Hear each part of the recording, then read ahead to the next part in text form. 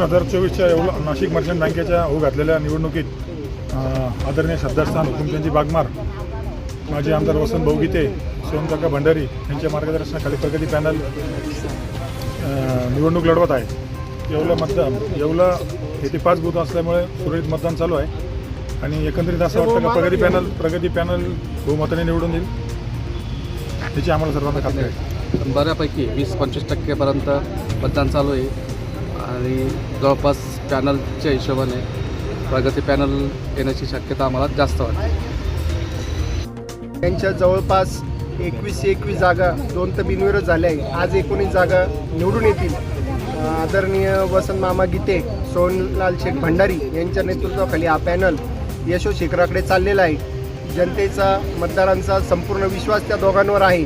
त्यांच्या मार्गदर्शनाखाली हे सर्व टीम या बँकेला प्रगतीच्या दिशेने घेऊन चालले आहे। म्हणूनच प्रगती पॅनलचा संपूर्ण विजय आज होणार।